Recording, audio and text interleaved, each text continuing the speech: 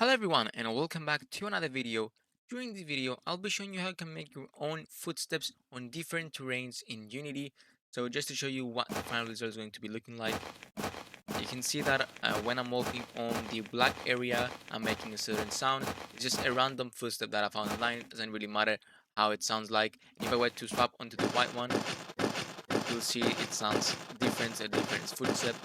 And you can see swapping back to this one, it again changes. Hopefully it's not too light for the video and you can still hear me. Okay, so let's get to it and see how this actually works. I've used two footsteps, but it can work with as many as you like. Doesn't really matter. And the first thing you're going to need is first import the sounds. And for these sounds, I've only used a single footstep into the audio clip. So this will be about maybe half a second long each one, and it's just one single footstep. And we're going to be looping them manually through our script. And we are going to be attaching an audio source into your player. You can add that onto a game object beneath the player. Doesn't really matter. The only thing that is required is to have a way to collide with the floor, because we're using collisions to detect what terrain we're on, and so it needs to have a collider and maybe a rigid body as well. So the audio source and also the script that I'm going to be showing you in just a bit, you can see that I've put the actual audio clips to be attached on the inspector, and this is just to save me some time. You can obviously find them if you want to through your script, just prefer to do it this way. And in addition, for the floors, so in order for us to actually be able to track which floor are we on, we need to create some tags. So you can see that I've created a tag that is called dirt, for example, and the other one is going to be called snow. And obviously you can name them whatever you like. Just name them something sensible for you to understand what is that terrain and what it should be sounding like. So I've just put the one as dirt, the other one as snow. And okay, that is it, I think, for the Unity side. Let's go to the programming side. And okay, so let's have a look at what we got right here. First of all, I've used an enum, and I thought that might be an interesting introduction for you guys. And I've included the dirt and the snow. It's important to note that the order that you put this in matters for the implementation that I've gotten for you. So it needs to be the first one needs to be the first audio clip that you attached onto the player. So this footstep, so zero element, should be the first one here, and the second should be the second, and it goes on as you would expect. So that is the enum. We have the audio clips, which are visible in the inspector through the serialized field, and the values are popularized through the inspector. We have the audio source, which is what the component that makes out the sounds. So you can see there it is, and currently it doesn't have any audio clips. We're going to be changing that through our script. We have also a timer that is basically how often should your footstep be sounding. You can set it to whatever you want. So this one is going to be counting up to 0.5, and when it comes above that amount, it's going to be making a sound. And this is basically how often should the sound be made. We are also getting the component of audio source in the start function. We have, okay, let's go to the on collision enter first. I think be easier to understand.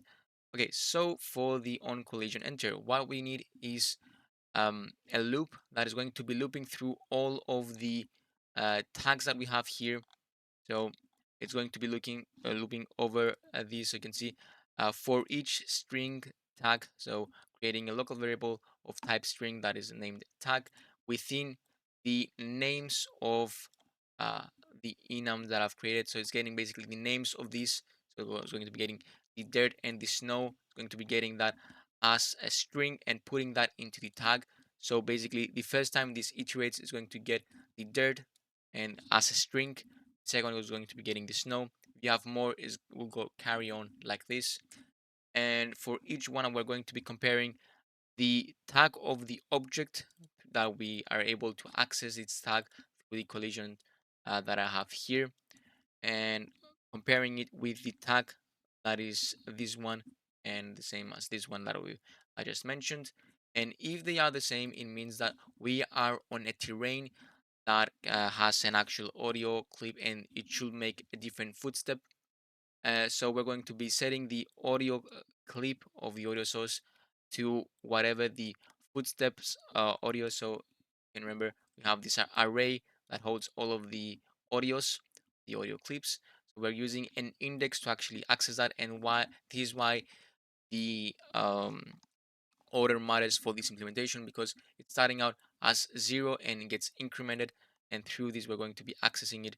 And because these are in order, so it's going to be going 1 2 and carries on like that, the it needs to be of the same order. So hopefully you understand what I mean by this. So this is it for the on collision. Basically, it will whenever you are entering a collision, it will check if the object is of the tag that has an audio source, an audio clip for footsteps, and it's going to be setting that for our audio clip that is producing the footsteps. And in our update, we're going to be first incrementing the footstep timer, and then we're going to be checking if the player is moving, and I'll be showing you how I implemented my is moving kind of thing for my player. In addition, we're also going to be checking if there is a clip for our audio source, and so if it's empty we don't want to actually play it. And we also want to be checking if the footstep timer, so the current timer, is above the time per step. And if it is, all of these are true, so all of these agree, we're going to be playing the sound and resetting the footstep timer to 0. So this will basically restart the timer and again count up to whatever value you have here. For my movement, for checking if it's moving, I've added in my movement kind of script this line right here. And this another thing that I thought might be useful for you guys. This question mark operator kind of works like an if statement, but you can use it in line. So this is the condition. This is basically the if, and in case this condition is true, we're going to be setting it to this. If it's false, we're going to be turning it to this. And basically I'm doing this for both X and Y inputs of the player. So if I want to move left and right or up and down, if there is any input essentially for our player, we're going to be setting the is moving to true.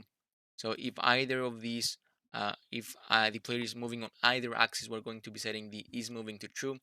And basically we want to make footsteps if the player is moving. If the player is not moving, we don't want to produce footsteps. And just a side note, there are some limitations for this implementation, because I wanted to keep it simple and not too complicated. I'll be showing you how and why I say this. So you can see that I'm walking around and you can actually see the audio clip changing. So you can see that the moment I touch this, it will automatically change this to the other clip, because I've entered in collision with the new kind of terrain. But the thing is, we are actually entering collision from the side.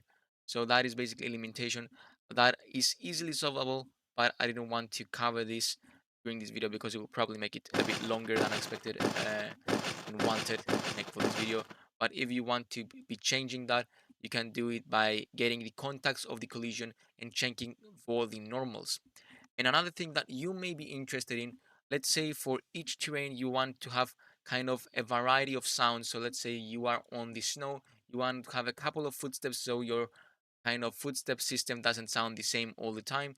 You can add an additional dimension to your array, and for each row essentially of your array, so let's say the first row is going to be of all the sounds that are for snow, you can randomly select them each time you're playing the sound. So you can get, let's say, random number from 0 up to the number of columns that is available for your audio here, and then just select one random one each time you're playing it.